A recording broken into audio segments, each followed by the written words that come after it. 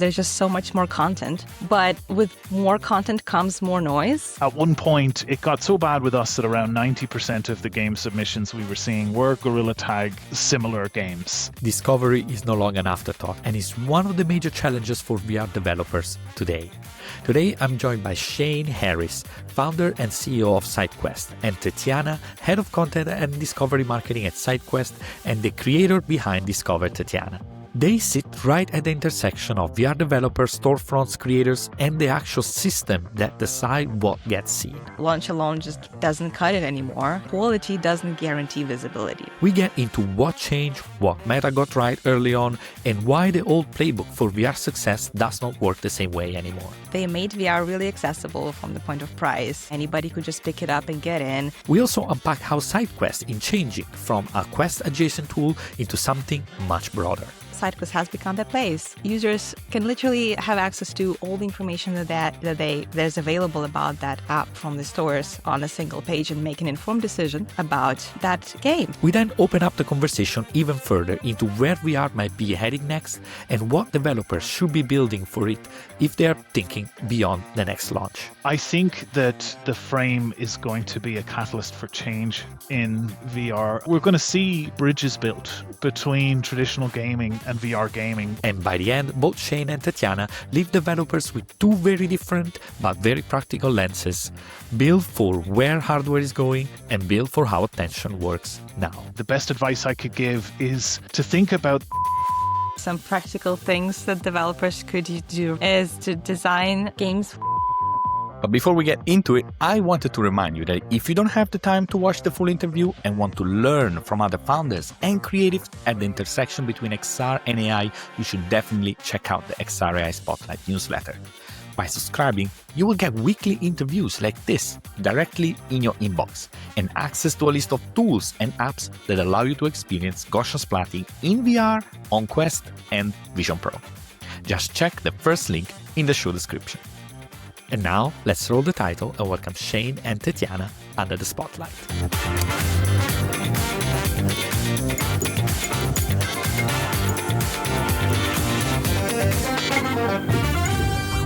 Shane, it is a real pleasure. Tetiana, it's a real pleasure to have you guys. Really good to be here. Thanks for having me. So, SideQuest has accompanied us, literally, throughout all these years. And I think that not everyone knows what is SideQuest today. So what is it today? Shane, maybe you can start with that. Yeah, sure.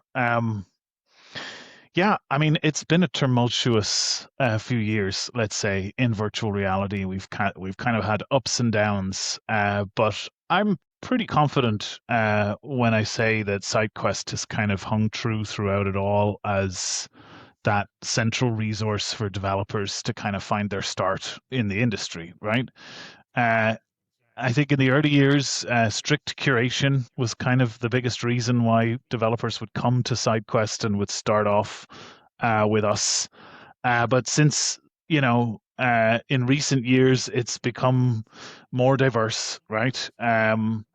The store has changed, the curation of the store has changed, but new challenges have kind of presented themselves, and SideQuest is still always been really essential for developers to kind of come and start engaging with their audiences early and starting to experiment with the early access layer. But I think today, we're still... there was three words we kind of used to describe SideQuest in the early days, and that was discovery, community, and promotion. And I think those three pillars kind of ring true today as much as they did in the early days. And yeah, SideQuest is a free service for users and developers. I think a lot of people are surprised to learn that we don't actually charge developers. We don't take any of their game sales revenue. We don't stick the arm in any kind of way in that sense. And we've always just tried to, try and help proliferate VR as an exciting technology. So how do you feel the content has evolved on the platform and let's say also on SideQuest over the years? Well, it's been a huge change, really, because in the early days, again, we sort of become this platform that would even, just allow developers to even be seen and discovered by the community in general. The standards for acceptance to the Meta store have been much different back then, and we sort of were a bit of a distribution platform in a way too, because it literally just allowed the developers to put out those games for people to see and for content creators to discover. And that was a huge thing. I remember starting out, the first couple of, I think, apps that I made reviews on were SideQuest apps, because I just thought that they were something completely different and experimental and cool that you couldn't really find in a very strictly curated meta store. So yeah, since then, a lot has changed indeed.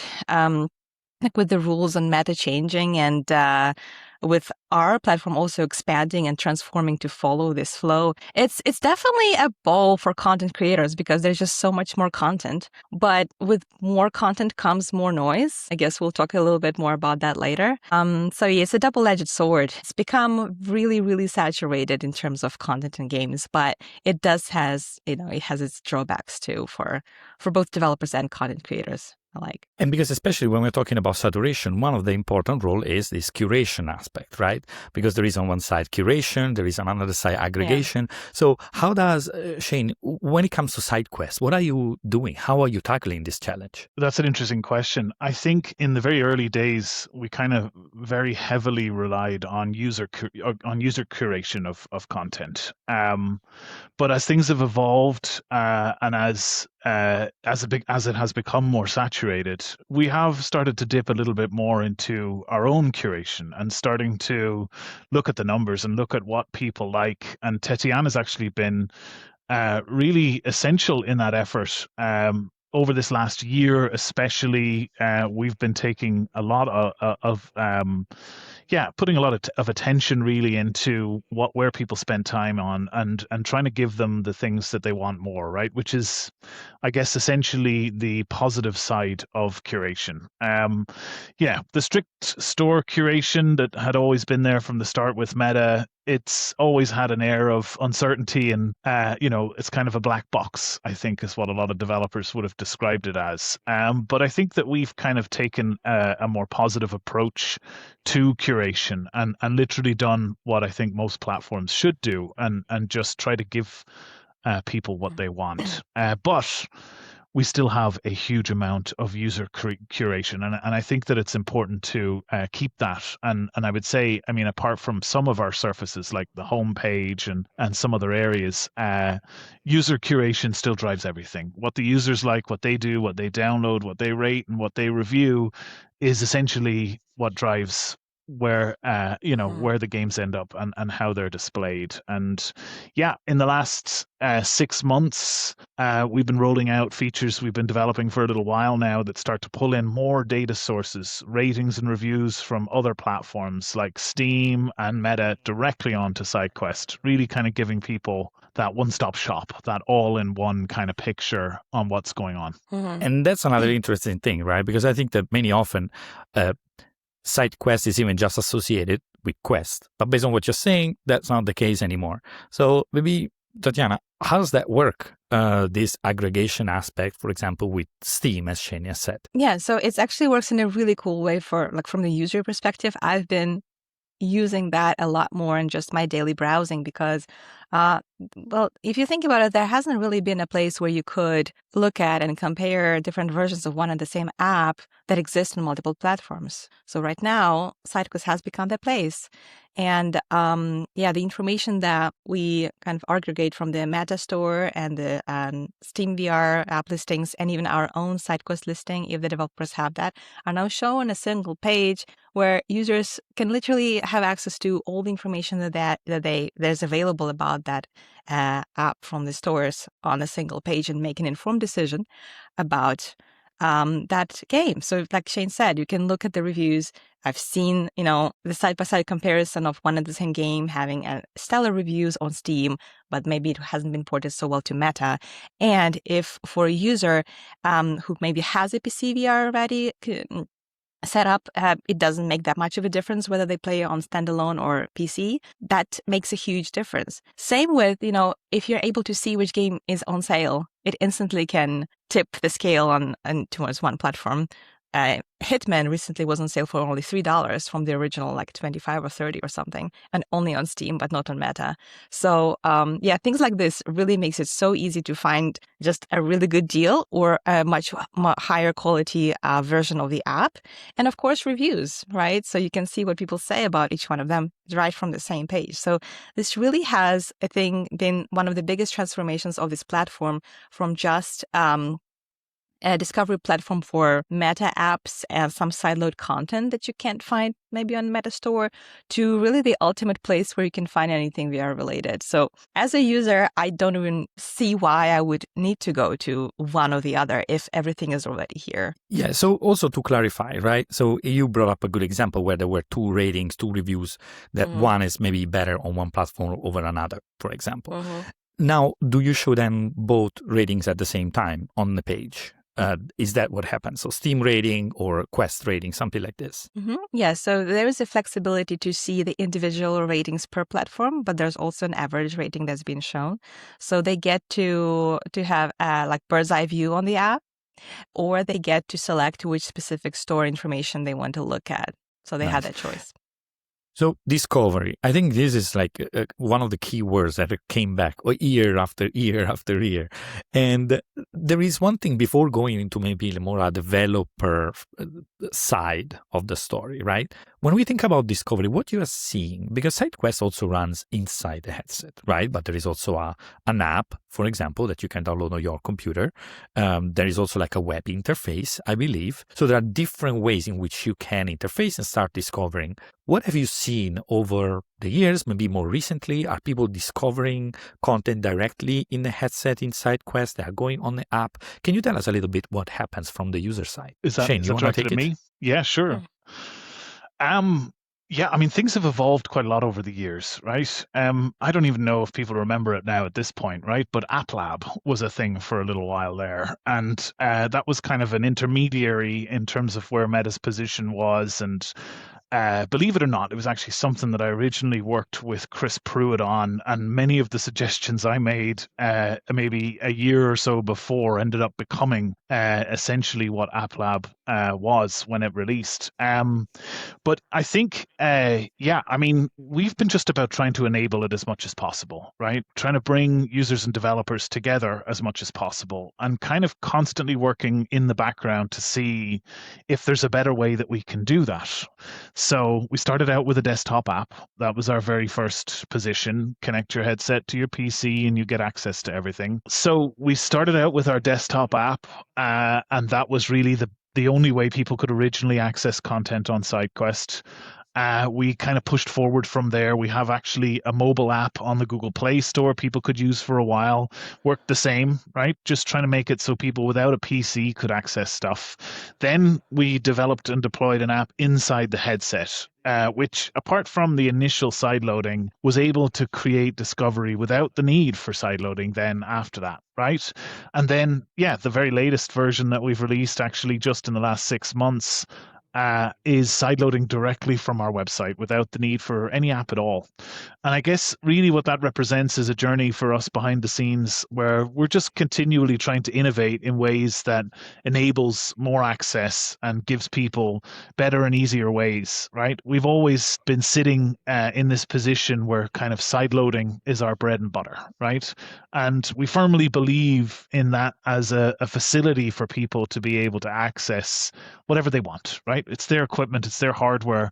From a developer standpoint, it's their software. They should be able to get it into the hands of people, and we are proud to kind of enable that, right? So, I mean, and then AppLab sort of appeared, which for the first time gave developers on SideQuest kind of first-party benefits on the store, right? So they could have a better relationship with their users. And as we've seen in the last couple of years, the store has become more open as well, right? But I think the key there is that developers kind of need every possible option that they have. VR is tough for a lot of reasons, and a lot of developers could potentially do, they could do better in more traditional gaming. So I think a lot of us are kind of driven by the passion that and the steam of that passion, let's say, that makes us all want to focus.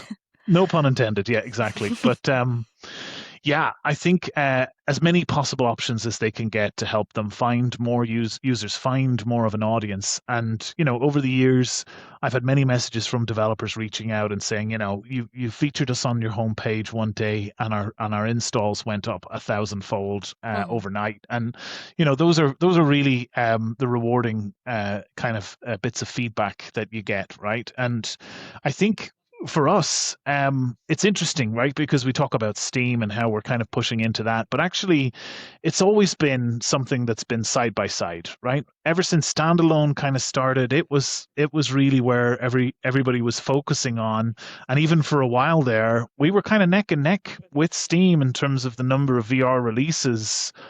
Which is kind of crazy, right? If you think about it, Steam, an absolute enormous entity, and SideQuest, just a little indie effort by a couple of community members, really trying to do the right thing among, all the various Goliaths trying to do what they try to do, right? And I think what's important there is, with an enormous catalog like Steam, it's a fairly well-known thing with developers that you have, quite a long tail on your release, right? You've got that big release day, and then things kind of go flat after that, and that's because on a store like Steam, there's a huge amount of focus on non-VR content, meaning discovery is difficult.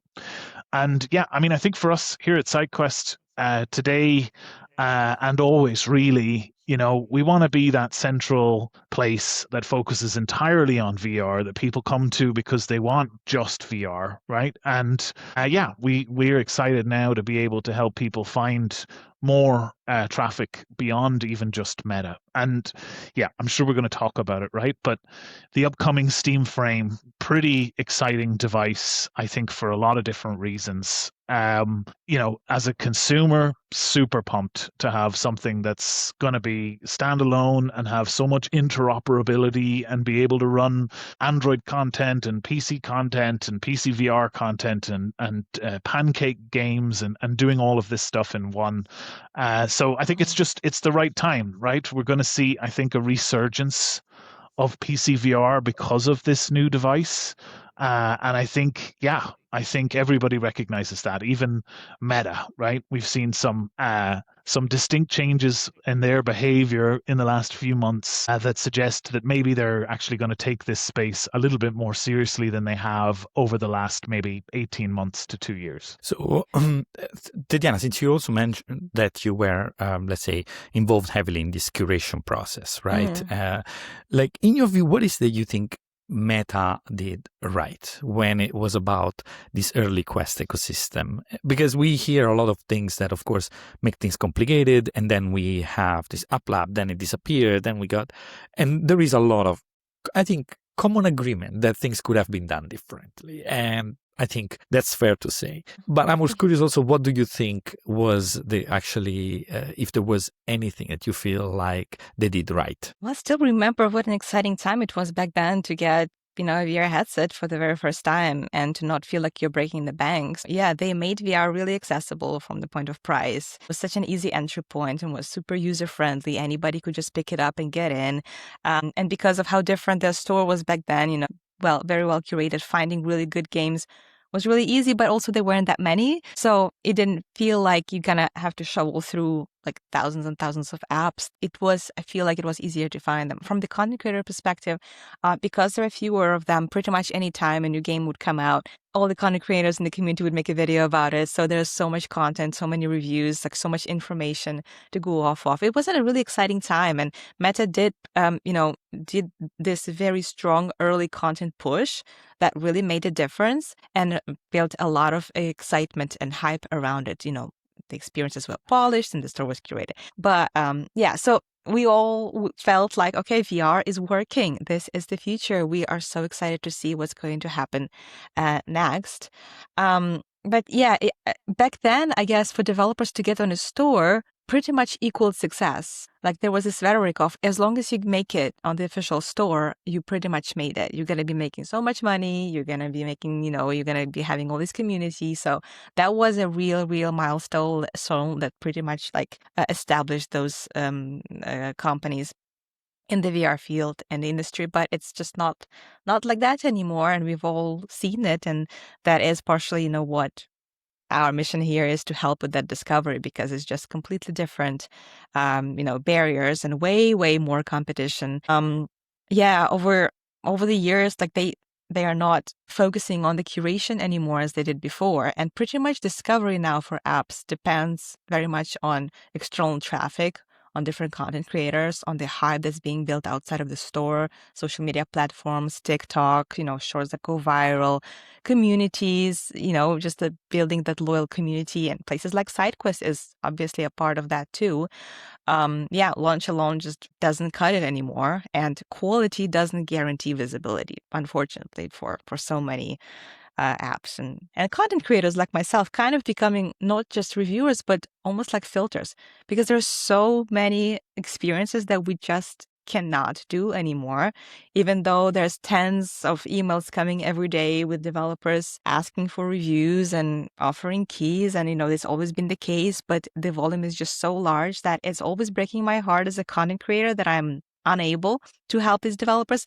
But it also makes me feel really good that I am actually with SideQuest and I can offer them so many other ways that I can help, even if me as a creator can't do that. I want to get into those opportunities for SideQuest, but I just want to ask a follow-up regarding that. You as a content creator, right? Do you feel that right now there are less games coming out, or maybe the quality is not so high? So how that's changed over the past, let's say, 2-3 years? I was never one of those people who would be going out saying there's nothing to play. I think it's because I was so deep in the ecosystem. There was always something to play. There's not enough time for me to playing. So people who say there's nothing to play just don't know where to look. And again, that's pretty much like the perk of my job. But I think that the difficulty now is that I have played a lot. I've tried many different game mechanics and experiences. And for me, the challenge is now to get excited by the game. And I get excited by trying something that hasn't been done before. And the more games are being released, the harder it is to achieve. So anytime I see a game mechanics, it's something experimental, something that's risky and unusual, and developers themselves don't know whether it's going to scratch the player's itch or not, that really excites me. And I get a little bit biased by that. And I try to pay more attention to those kind of experiences. But no, I don't believe that there's fewer games, although it is, of course, alarming that Meta is not investing as much in these big titles, and it's pretty much on developers to be sustainable and to get the funding. But and I think that attention. I also personally think it's good to have a filter in a way, so that, let's say, even the one that are capable to building something that is complete, and not just from a development perspective, but just indeed that has a community angle, is that a platform engagements, or is something that is also in line with what the audience expect. I think that's also like a good filter to have, instead of having the gravy train, as someone called it, that has come to an end, right?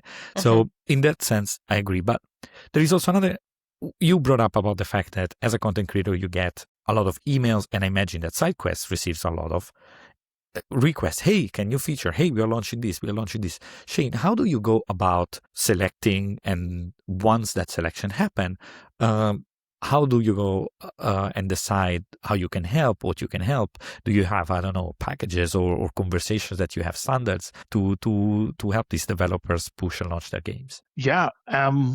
Well, we kind of have a lot of different things really that we do. I mean, we sort of do a lot behind the scenes automatically, right? So we'll kind of keep tabs on the new games that are coming out. For the longest time on SideQuest, we kind of battled with a problem, which was kind of like, I guess, like how Angry Bird was back in the days, right? The whole Gorilla Tag problem, which Gorilla Tag, great game. There's been a bunch off the back of it that have been super popular as well, like UGG, I think popularized by that kind of category. But yeah, it creates a problem too, because a lot of people want to replicate that. And at one point, it got so bad with us that around 90% of the game submissions we were seeing were Gorilla Tag similar games. And now that problem is actually happening more on the Meta Store than it is on SideQuest, because for us, we did our best to try and accommodate those titles for as long as we could. We tried to find ways to include them. We even came up with a term called sidelining, which basically put them into like an app lab style section on SideQuest itself, right? So that other developers weren't being, their efforts weren't being hindered by the new games lists being flooded by these new titles, right? On the Meta Store now, recently, I remember reading that somebody did an analysis and realized 90% of the new titles coming out on Meta are of a similar kind of a genre, right? So, yeah, I think what we do is we just try to kind of take a pragmatic approach to the situation as it evolves and try and do everything we can to try and help developers see as much benefit from their launch, from their journey as they possibly can. And then along the way, we do a number of things on top of that proactively. We have an exchange program where basically developers can give us game keys, and in exchange for that, we match the value of their game keys to be able to promote on the SideQuest website, right? So it kind of becomes a win-win-win situation where they get free premium promotion right up on the front page of SideQuest. Plus, we take their game keys and run more promotion opportunities in the form of game giveaways for them, right? Where we just give those keys away effectively to users for free. And yeah, then obviously the third win there is that, yeah, more users are engaged with the content and engaged with SideQuest overall, right? So that's an example of a program that's worked really well over the last number of years. I can add to that a little I'm going to bit since pause I for a do run second. many of these programs as well. So I've been Come trying on. to find the Let's best go. balance for the homepage, the SideQuest homepage that would feature the games that users would find interesting, but also not replicate the trending kind of a homepage of the Meta Store with the top 10 games that rarely ever change. So whenever games do come in, whether they ask for help or whether I'm just seeing these games that are coming in, and there's just some categories that I like to think about and sort them with my own curation, which is, obviously free games. So it should be easy for users to find free games and to find just the best of them, not just any ones that are coming through, because, there are some experimental games or some unfinished projects that maybe are not even looking for that much feature right now. But sideload content and perhaps some fan-made content, or maybe just something that's only can be installed in your headset via sideloading, and obviously it's not going to be on the official store, but those kind of experiences, I'm always keeping an eye on them to make sure that when something like a real gem of a VR game comes through, we can feature that on the homepage too. There's also like the staff pick section, which is reserved for anything that just catches my eye or one of my team's eye. So yeah, there's a lot of opportunities that we can just feature a game for free, just because we check every game and we make these decisions. But of course, there's also some promotional options for a modest fee for developers who want to maybe organize something around the launch or an update or something. Maybe, Tatiana, also to follow up on that, right? So you mentioned about trying to find the gems. Maybe just out of curiosity, what were some of the surprising experiences that recently you have tried out, or something cool that was not the let's say, sidelined gorilla tag kind of like genre kind of experience? Ooh.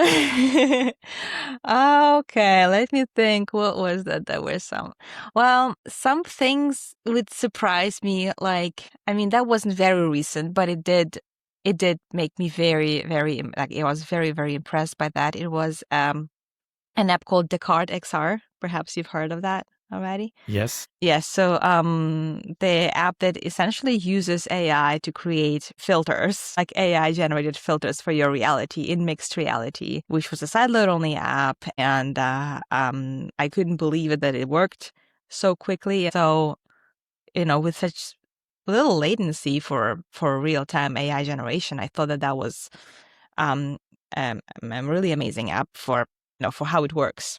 And I've seen some similar apps coming out since then. So yeah, that was definitely featured. There were some little apps that were maybe fan-made, following popular shows or movies. I really love seeing those, because those are passion projects of people who just really love VR and really love whatever genre or medium that they are creating the fan-made project of. So those usually get a feature as well, as long as the app is working and, it's not broken. I really enjoy seeing those because that's definitely something that they wouldn't be able to launch anywhere else. And it really scratches the itch of some fans of that genre or that medium. So I do enjoy seeing this as well. So Shane, you also have brought up before the frame, right, from Steam. And I was wondering, what's your genuine expectation about that coming to the market? How do you think it's going to impact or have an effect on how people, or maybe even developer, decide to, let's say, engage with this new, what is still new when we compare it to the desktop form of creating and consuming games? It's interesting. I think that the frame is going to be a catalyst for change in VR a little bit, right? Where we're going to probably expand beyond just the immersive sessions that we're kind of used to, right? I mean, so far you get into VR, you're straight into some completely surrounding you immersive environment game, whatever it is. That's been pretty much the way that it's been up until now. I think something that a lot of developers have had to contend with in VR is that typically gamers don't often tend to be the most active class of individual, let's say. And I think what Frame is going to represent is the opportunity to kind of step out of that immersive bubble for a moment and actually use the technology to be able to enjoy traditional games in a whole new way, right? And start to kind of bridge that gap. I remember whenever PSVR 2 launched, there was a really big push from Sony to try and get as many developers as possible to create that dual mode, that dual experience to go from a traditional game into VR. And I think now is really the time for developers to kind of be thinking about that and focusing on that and really trying to break out of the bubble, right?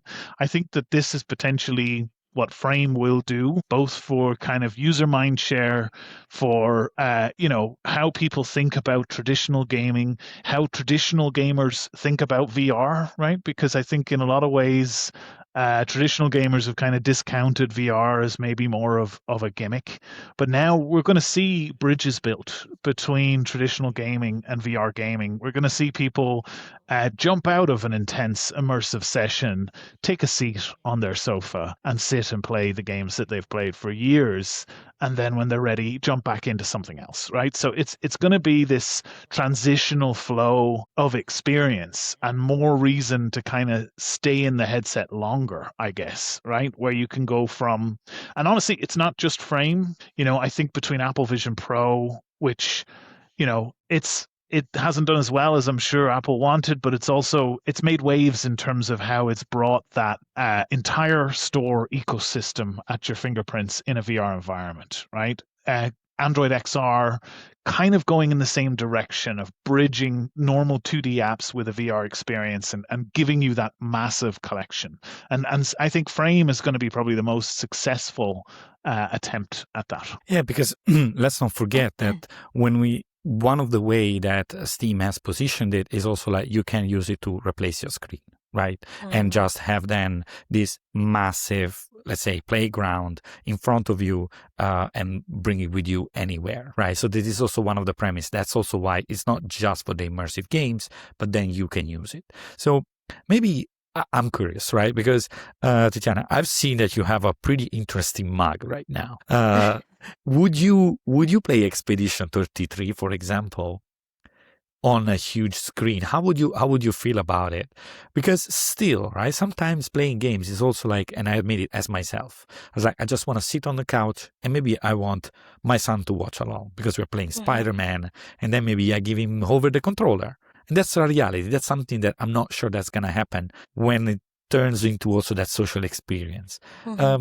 And it's complicated, right? I think nobody has an answer, but I was wondering, when thinking as the frame, as an opportunity to bridge that gap, how do you see yourself as a gamer, as a content creator, also bring it into your life as someone that is deeply invested in the space? Yeah, with Steam Frame, it really comes down to the single thing that is the thing with every other headset that I've ever tested. That's comfort. I would have already been using some headsets for the big screen functionality if it had not been for the the constant discomfort that I have when playing. So it's different when it is a VR game because I have no choice. If you want to play a VR game, you kind of have to have something on your face and on your eyes. And I know it bothers some people more than it bothers others. Some people are completely unbothered by that.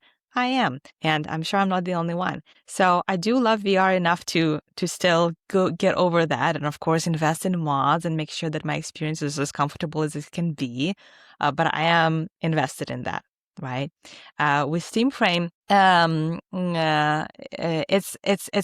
really difficult because you may be asking people to do something that they've already been doing in a certain way for so many years, to change that into something that may feel quite different.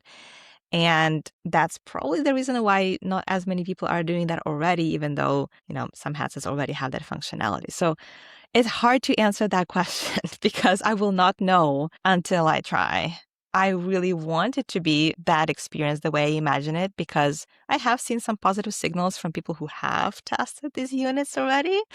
So I always choose to be optimistic about it because I am thrilled that this technology is coming, and from Steam, I'm really hopeful that they will do the right thing. But as for like the social experience of it, yeah, you're right. It's a vibe. Like playing this is a vibe. Like you can't just change it, and like something may change that will not give you the same feeling of playing that game that you do when, sitting on the couch, or like I sometimes walk on my treadmill and looking at the screen, eating popcorn sometimes if the cutscene is like 10 minutes long. If you know, you know. So yeah, we'll have to see. It's a very tricky thing, and I'm very conflicted about it. And I'm more excited about the VR side of it than the flat screen side of it. But it's definitely going to be something I will be trying out. I'll give it a fair chance. I can promise you that. So remember, Discover Tatiana, that's where you're going to hear the impression That's where it's directly at. from you. To circle back on what we started and say the initial mission from SideQuest, one being, of course, supporting developers. To close up, I was just curious, could you maybe, if there was an advice that you would give to a team developing VR experiences right now, what would that be? Maybe Shane and then Tetiana, you can close. The best advice I would give to developers right now, and this is really genuinely from as much insight as I've got, and we're connected to so many developers in the ecosystem. We're connected with all of the platforms. We're connected with investments across the space. We're investing in games ourselves. We've put up millions of dollars to put our money where our mouth is, to actually pay out to developers. And honestly, from all of that, I would say the best advice I could give is to think about the long game in terms of maybe 2 to 3 years, and to be considering building for this new breakout evolution of VR, and be building for your game to not just be inside the VR bubble, and to have potentially a more traditional output as well. And I honestly think that is the best advice, because the industry is maturing.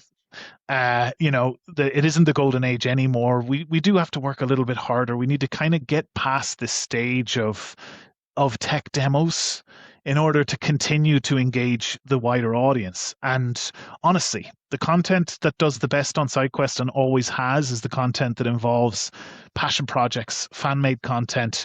Huge shout out to Team Beef and Co, because they enable content that has weeks and months of gameplay built in that you just keep coming back to. And they haven't slowed.